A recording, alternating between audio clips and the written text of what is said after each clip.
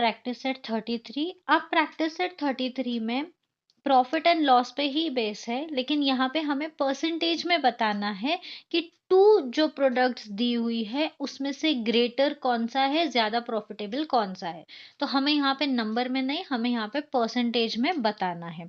बाकी का पूरा सेम है, जैसे कि कॉस्ट प्राइस, सेलिंग प्राइस, ये सब के ही हेल्प से हमें फाइंड करना है हमारा प्रॉफिट या लॉस, और फिर हमें बताना है कि परसेंटेज के हिसाब से कौन कितना ज़्यादा प्रॉफिटेबल है। Okay, so let's start practice eight 33।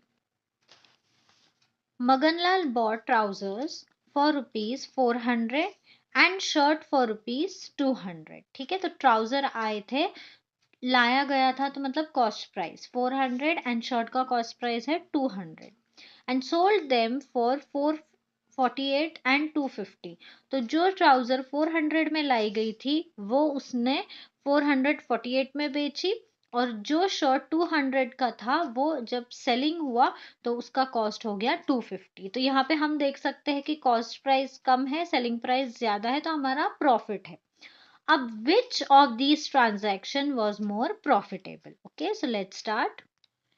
तो यहाँ पे ट्राउजर का सेलिंग प्राइस 448 है, कॉस्ट प्राइस 400 है, और शर्ट का सेलिंग प्राइस और कॉस्ट प्राइस है। अब प्रॉफिट का फॉर्मूला है selling price minus cost price, तो 448 माइनस 400, और शर्ट का हो जाएगा 250 माइनस 200। तो इसका आंसर हो जाएगा 48 और इसका आंसर हो जाएगा 50 rupees.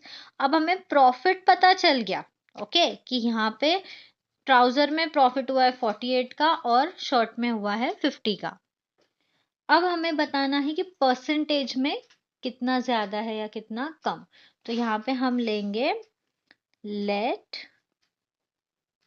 Profit on trouser be x percentage. ठीक है, क्योंकि हमें परसेंटेज फाइंड करना है, हमें पता नहीं है, तो हमने यहाँ पे एक्स ले लिए, और यहाँ पे let profit on shirt be y percentage. Okay, अब यहाँ पे ना हमें ट्राउजर का परसेंटेज पता है ना शर्ट का, इसलिए हमने x% और y% लिए।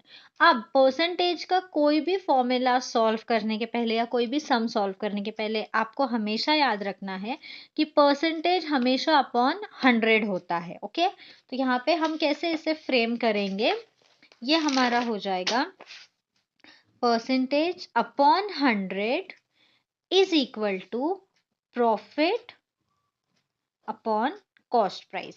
ये आपको याद रखना है। ओके, अगर लॉस फाइंड करना है तो प्रॉफिट की जगह पे बस लॉस आ जाएगा, लेकिन परसेंटेज 100 के ऊपर रहेगा और इज इक्वल टू डिनोमिनेटर में हमेशा कॉस्ट प्राइस रहेगा। ओके, एंड यहाँ पे न्यूमरेटर में प्रॉफिट या लॉस जो भी है वो चेंज होगा सम के हिसाब से।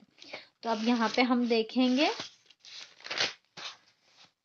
मैंने कहा था आपको x मतलब कि percentage upon 100 is equal to profit हुआ है 48 अपॉन कॉस्ट प्राइस कितना था 400।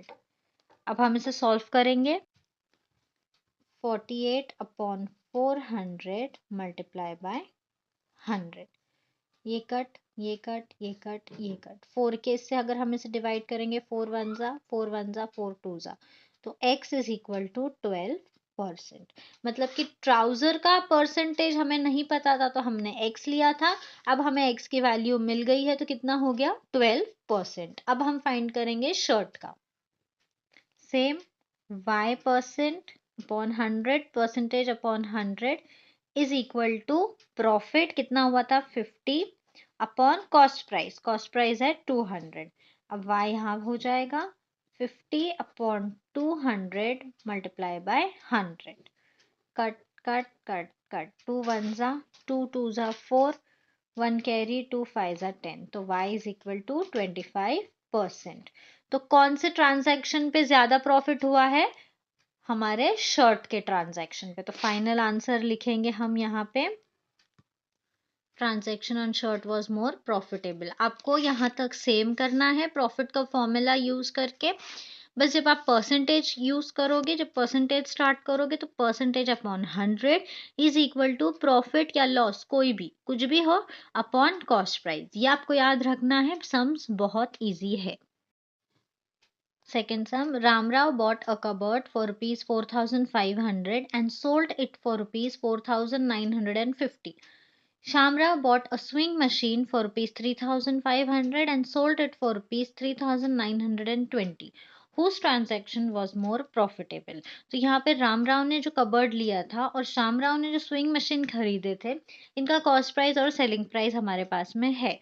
और यहाँ पे हम देख सकते हैं कि सेलिंग प्राइस कॉस्ट प्राइस से बड़ा है, तो इसका ये मतलब है कि दोनों को अपने अपने परचेज में प्रॉफिट हुआ है, लेकिन ट्रांजैक्शन किसका मोर प्रॉफिटेबल था ये हमें फाइंड करना है परसेंटेज फॉर्म में। तो यहाँ पे कॉस्ट प्राइस ऑफ कबर्ड है, selling price of cupboard, cost price of swing machine and selling price of swing machine. Okay, तो यहाँ पे हम अभी इसे सब्ट्रैक्ट करेंगे और यहाँ पे इसे करेंगे। तो 4,950 माइनस 4,500 का आंसर हो जाएगा, इसे सब्ट्रैक्शन करके 054, तो 450 रुपीज।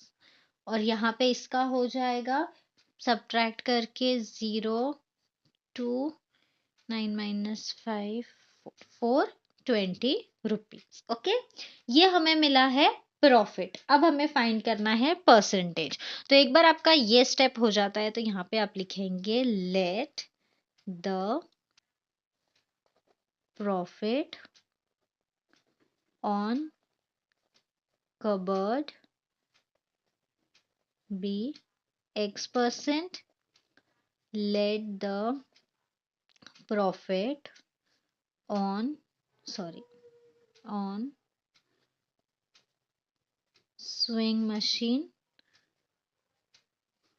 be Y%। ओके, क्योंकि हमें नहीं पता है इसका परसेंटेज तो हमने X और Y ले लिए। अब मैंने जैसे आपको प्रीवियस सम में बताई कि इसका फॉर्मूला क्या है, percentage upon 100 is equal to profit upon cost price. Cost price है ओके, सेम हम यहाँ पे करेंगे, percentage upon 100 is equal to profit upon cost price.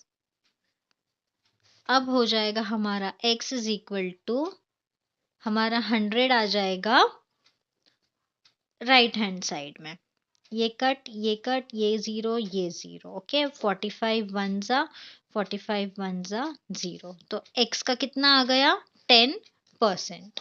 यहाँ पे करेंगे y is equal to 420 upon 3,500 multiply by 100। ये कट हो गया, ये कट, ये जीरो ये जीरो। अब ये 5 के टेबल से भी कर सकते हैं डायरेक्टली, हम 35 के टेबल से भी कर सकते हैं। ओके, आपको जो सुटेबल लगता है आप वो कीजिए, छोटे टेबल से आप करोगे तो वो और आपको समझ में आएगा। तो 5 7 जा 35, 5 5 8 जा 40, 2 कैरी, 5 4 जा 20। अब ये आएंगे हम 7 के टेबल से, 7 1 जा 7, 7 1 जा 7, 1 कैरी 2 जा, तो y का हो गया आंसर 12%। तो यहाँ पे हम देख सकते हैं कि x कम है और y ज्यादा है, 10 और 12% है। तो किसका ट्रांजैक्शन मोर प्रॉफिटेबल था, श्यामराव का ट्रांजैक्शन मोर प्रॉफिटेबल था। Shamrao transaction was more profitable. आपको याद रखना है, मैं फिर से बोल रही हूँ, प्रॉफिट लॉस जो भी क्वेश्चन में आता है, क्योंकि देखो ये 2 ही सम्स हैं, आपका और सम्स आएंगे, तो यहाँ पे आपको क्या करना है कि आपका प्रॉफिट का जो भी फॉर्मूला है वो लिखकर हमें अमाउंट फाइंड करनी है। ओके, अब अमाउंट फाइंड करने के बाद में हमें परसेंटेज में भी बताना है, तो इसीलिए हम यहाँ पे x और y ले लेंगे। परसेंटेज हमेशा अपॉन 100 है और यहाँ पे आप प्रॉफिट अपॉन कॉस्ट प्राइस, ये फॉर्मूला आपको याद रखना है।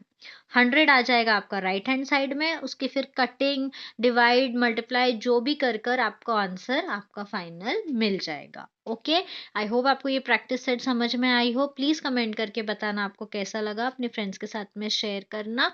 Thank you.